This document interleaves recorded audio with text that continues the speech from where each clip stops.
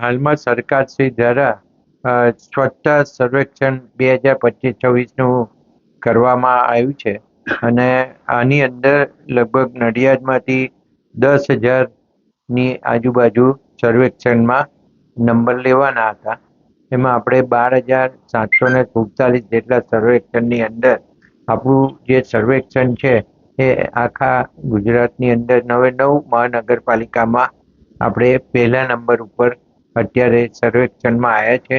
નડિયાદની અંદર સ્વચ્છતાનું ખૂબ સારી રીતે આયોજન કરી અને જે કામગીરી ડોર ટુ ડોરની કામગીરી છે એ હાલ થઈ રહી છે. હજુ પણ એની અંદર કોઈ પણ જાતની કચાશ હોય તે દૂર કરવાના પ્રયત્નો હંમેશા ચાલુ રહ્યા છે.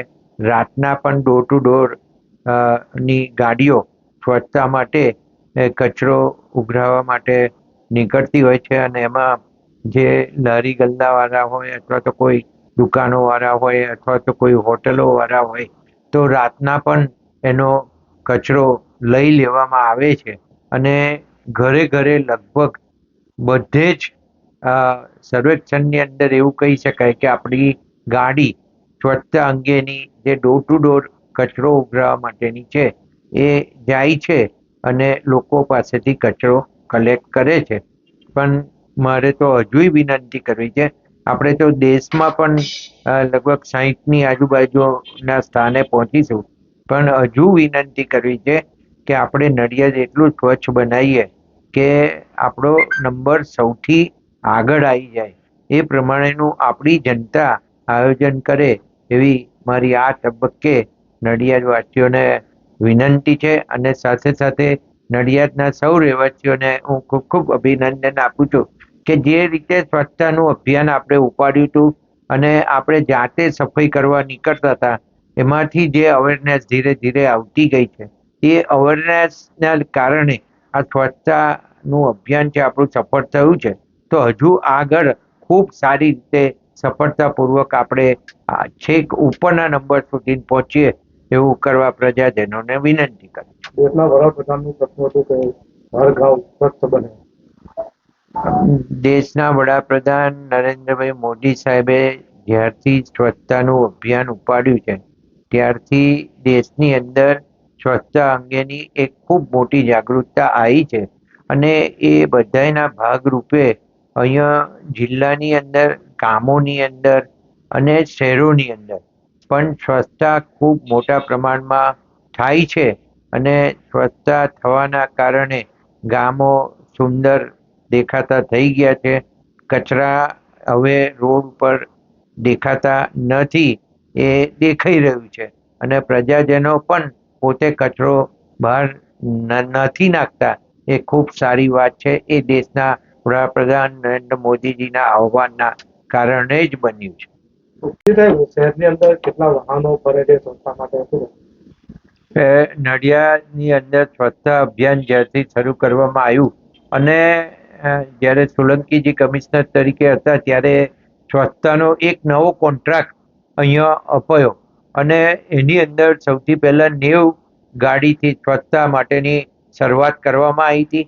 આજે લગભગ 150 ઉપરાંત ગાડીઓ નડિયાદ શહેરની સ્વચ્છતા માટે ડોર ટુ ડોર ફરી રહી છે અને ડોર ટુ ડોર કચરો કલેક્ટ કરી રહી છે અને આ ગાડી ફક્ત સવારે નહીં પણ દિવસ દરમિયાન પણ એ ફરતી હોય છે અને જ્યાં પણ કચરો દેખાય એ કચરો કલેક્ટ કરવાના એના પ્રયત્નો હોય છે. રાત્રિ દરમિયાન જે લારી ગલ્લાવાળા હોય કે હોટલોવાળા હોય કે દુકાનોવાળા હોય એનો કચરો જે બહાર જે નાખતા હોય છે એ આ સ્વચ્છતાની ગાડીઓમાં નખાય અને એ લઈ જાય એવા એ લોકોના ડોર ટુ ડોર ગાડીઓના પ્રયાસો રહ્યા છે અને તમને પણ એ દેખાતું હશે કે રાતના પણ મ્યુઝિક વાગતું હશે અને સ્વચ્છતા માટેનું કામ થતું હશે. સાથે સાથે એ પણ કહું કે જે મુખ્ય રસ્તાઓ છે એ મુખ્ય રસ્તાઓ ઉપર પણ એના કામદારો દ્વારા જે કચરો થોડો ઘણો પણ બહાર પડ્યો હોય એ ઉપાડવામાં આવે છે અને એ લગભગ મેઇન બધા જ રસ્તાઓ ઉપરથી એ કચરો એ લોકો ઉઠાવતા હોય છે. જોડે એમનો સાવરણો પણ હોય છે અને એનાથી ભેગું કરીને કલેક્ટ પણ કરતા હોય છે અને એ ડોર ટુ ડોર ગાડીમાં નાખતા પણ હોય છે. એટલે આ બધું જ અભિયાન એક સાથે ચાલી રહ્યું છે. અને બીજું, રસ્તાઓ ઉપર જે જગ્યાએ આપણે એના કચરાની ગાડીથી એટલે એના મશીનથી એને રસ્તા સાફ કરવા માટેનું પણ જે આયોજન મેઇન રોડો ઉપર કર્યું છે, એ પણ રોજ રાતે વારાફરતી જુદા જુદા રસ્તાઓ ઉપર પાણીનો છંટકાવ કરે અને બ્રશિંગ થાય અને જે કંઈ ડસ્ટ હોય એ ડસ્ટ કલેક્ટ કરવામાં આવે છે. એટલે રસ્તા ઘણા સુંદર બને, સ્વચ્છ રહે એવું એક આયોજન છે. એ ખૂબ સારી રીતે ચાલી રહ્યું. આગામી સમયમાં ભારતમાં નંબર 1 આવે એવા કોઈ પ્રયત્નો કરશો? આપણા પ્રયત્નો તો એ જ પ્રમાણેના છે.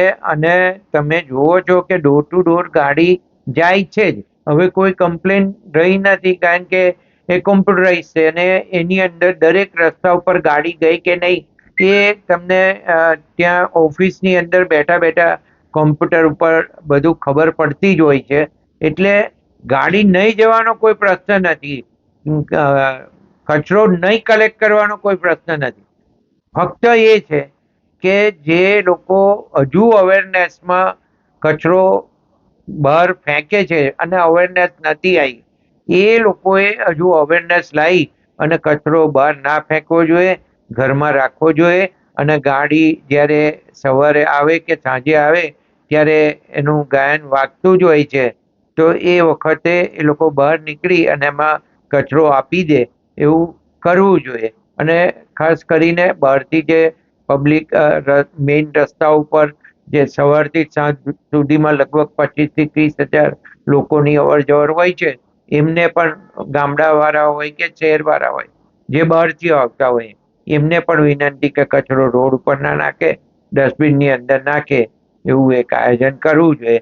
અને આવનારા દિવસોની અંદર હજુ એક અમારું અભિયાન જે બાકી રહ્યું છે, જે કલેક્ટરે પ્રોમિસ આપ્યું હતું કે અમે સ્વચ્છતા માટે આપણે ડસ્ટબિનો આપીશું, તો એ સંયુક્ત પ્રયાસથી પ્રજાજનો અને મ્યુનિસિપાલિટી એ બે જણના સંયુક્ત પ્રયાસથી એ ડોર ટુ ડોર જે વાહન કલાક કરવા જાય છે કચરો, એને એ ઘરોને કચરા પેટી આપવા માટે, ડસ્ટબિન આપવા માટેનું પણ આયોજન કરવું છે અને આવનારા દિવસોમાં કરાશે.